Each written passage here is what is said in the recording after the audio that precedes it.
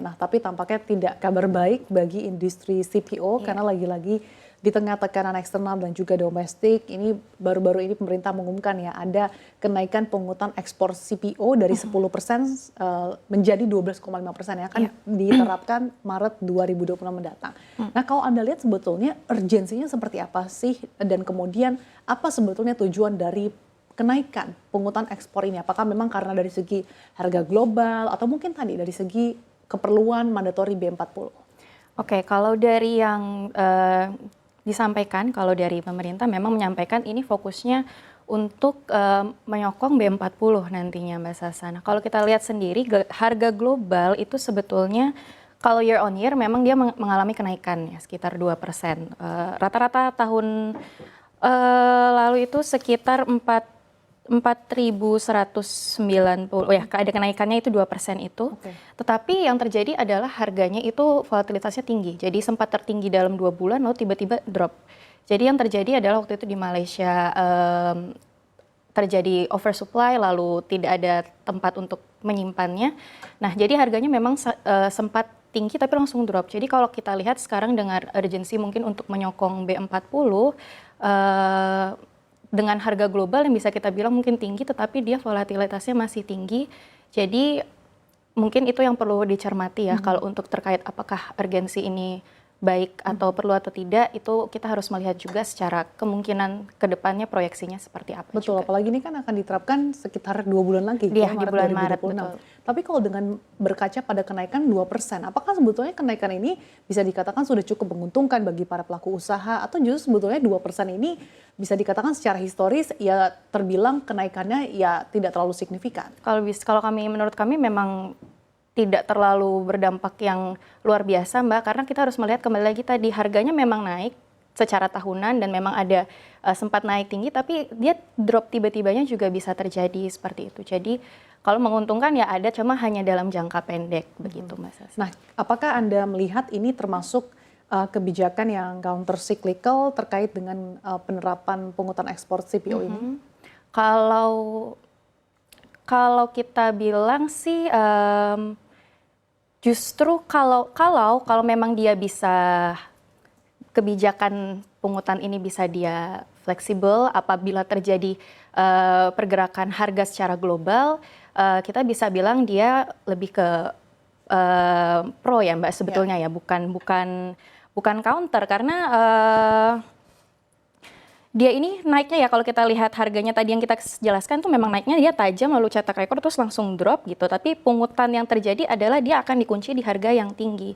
Sehingga bisa dibilang bukan counter tapi justru dia lebih ke pro-cyclical begitu Mbak Sasa. Nah di tengah tadi dikatakan tidak terlalu urgent sebetulnya mengingat sebetulnya kenaikan harga yang tidak terlalu signifikan namun kemudian fluktuatif harganya bisa suatu saat juga turun signifikan malah.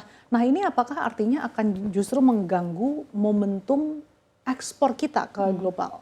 Oke, kalau saat ini memang kalau kita melihat secara volume dan skala kita masih leading ya kalau dibandingkan dengan Malaysia. Tetapi saingan utama kita Malaysia ini kemarin kan memang dia terhambatnya agak kalah sama kita kan karena faktor satu ringgitnya juga. Terus juga setelah itu juga ada kompetisi untuk oil lainnya ya seperti sunflower lalu juga soybean. Nah, tapi kalau yang kita lihat kalau untuk jangka pendek sekarang tidak mengganggu karena memang kita tadi bilang supply-nya secara volume kita bisa menawarkan yang lebih stabil juga dan yang waktu itu sempat ada di Malaysia volumenya sangat tinggi tetapi dia tumpah ruah sehingga tidak dalam kondisi yang lebih baik dari kita jadi harganya lebih rendah. Nah tetapi apakah mungkin kalau jangka pendek tidak tapi apakah nanti di jangka panjang ya setelah ringgit Malaysia mengalami kembali membaik ataupun nanti ternyata saingan minyak nabati lainnya menjadi opsi yang lebih menarik, nah itu bisa menjadi salah satu faktor, ini bisa mengganggu nantinya untuk ekspor. Tapi untuk jangka pendek tidak. Gitu. Tadi Anda katakan kita kan sebenarnya leading ya kalau dari segi ekspor. Ini ke negara mana saja sih sejauh ini enggak? Kita itu kalau ekspor kita banyak salah satunya itu ke India juga kita banyak, biarpun mereka juga produce. Selain itu kita ke negara seperti AS kita juga ekspor ya.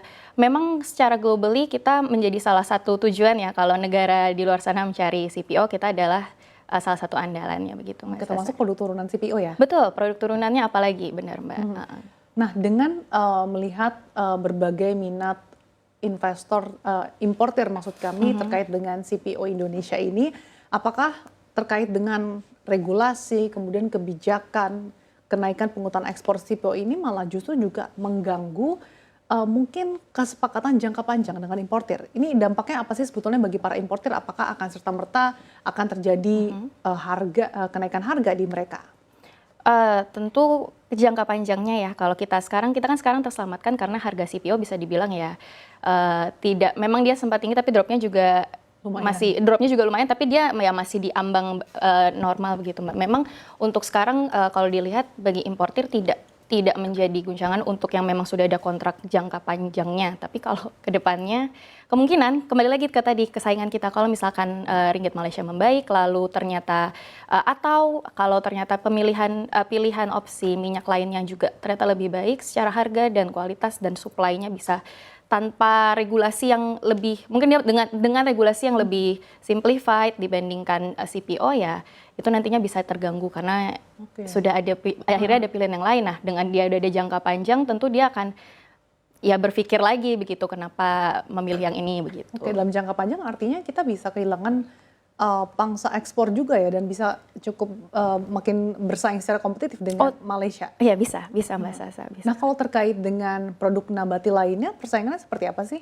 Kalau produk nabati lainnya, kalau kita lihat seperti sunflower oil atau mungkin kita soybean ya, kan tentu kita tidak produksi ya. Kalau dari situ kita pasti melihatnya ke China atau ke US gitu. Kalau untuk sekarang harga dari tadi pagi kami cek dari Trading Economics itu kenaikannya memang tidak setinggi CPO dan dalam kondisi harga yang lebih stabil sih Mbak. Tapi tetap saja sejauh ini memang yang masih digunakan memang masih CPO, tetapi yaitu dengan adanya nantinya kalau ternyata semakin naik yang di global lalu ditambah adanya regulasi tambahan ini, itu bisa menjadi hambatan baru begitu Mbak Sasa. Lalu yang menjadi pertanyaan, bagaimana pandangan tim riset terkait apakah memang kebijakan kenaikan ekspor CPO ini karena memang lebih dominan faktor kenaikan harga sekitar 2% tadi CPO global, atau justru dibandingkan keperluan kondisi fiskal untuk mandatori B40 tadi? Kalau menurut kami sepertinya memang lebih untuk kebutuhan mandatori ini sih Mbak, untuk B40 ya, karena untuk fiskal memang menopang besar ya kalau dari CPO kita dibandingkan yang lain seperti mineral. Bahkan kalau kita lihat seperti kayu dan kulit itu dia pertumbuhannya minus, kakao begitu ya, mineral yang lain juga termasuk tembaga, koper itu minus biarpun harganya sedang tinggi. Jadi ya kalau kita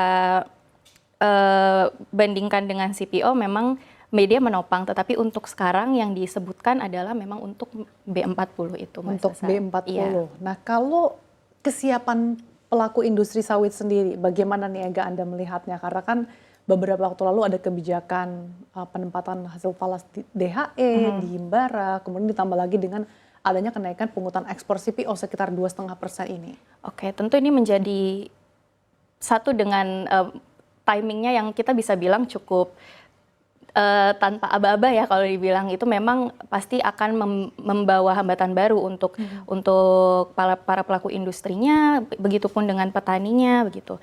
Nah, tetapi harapannya dengan diserapnya nantinya dari tambahan pungutan ini diserap, nantinya bisa kembali lagi ke industri, kembali lagi ke petani. Cuma ya itu harus wait and see juga Mbak Sasa. Gitu. Harus wait and see, tapi harus balik lagi ya alokasi penempatan dana tadi kalau kenaikan ekspor ini harus betul-betul efektif. Tadi satunya untuk mandatori B40. Terima kasih Ega sudah berbagi perspektifnya bersama kami hari ini. AgriFood, analis CNBC Indonesia Research. Saya selalu untuk Anda Ega. Saya selalu Mbak Sasa.